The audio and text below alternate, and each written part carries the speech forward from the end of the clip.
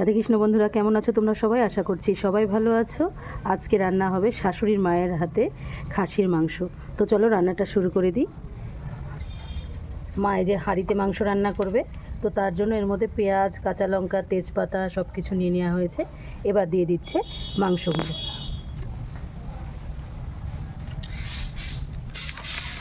প্রথমে হলুদের গুঁড়ো দিয়ে খুব ভালো করে মাখিয়ে নিতে হবে, মানে পর্যায়ক্রমে এবার মাখানো হবে।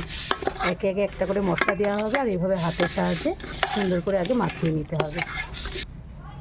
হলুদ দিয়ে খুব সুন্দর করে মাখিয়ে নেওয়া হয়ে গেল।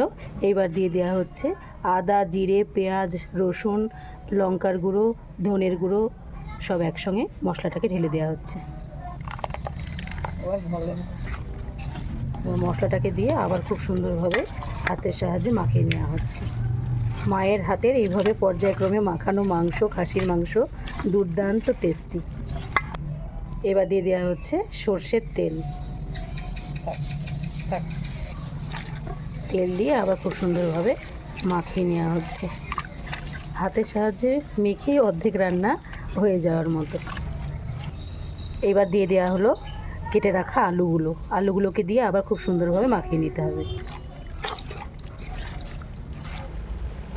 এইবার গ্যাসটাকে জ্বালিয়ে হাঁড়িটাকে বসিয়ে দেওয়া হলো। দিয়ে দেওয়া হলো পরিমাণ মতো লবণ।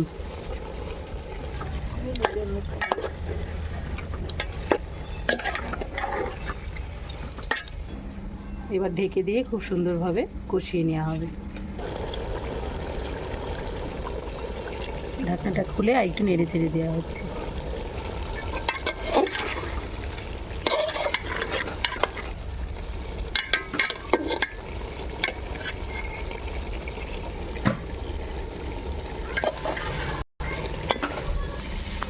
কষানো একদম রেডি হয়েছে। এবার দিয়ে দিতে হবে জল।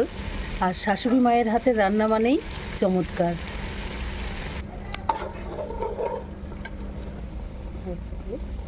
দিয়ে দেওয়া হলো ঢাকনাটা। দেখো বন্ধুরা, একদম রেডি শাশুড়ি মায়ের হাতের তৈরি খাসির মাংস। তো কেমন লাগলো রেসিপিটি তোমাদের? ভালো লাগলে একটা লাইক, কমেন্ট, শেয়ার। আমার ইউটিউবে চ্যানেলটিকে সাবস্ক্রাইব করে দিও। সবাই সুস্থ থেকো, সাবধানে থেকো। রাধে কৃষ্ণ বন্ধুরা।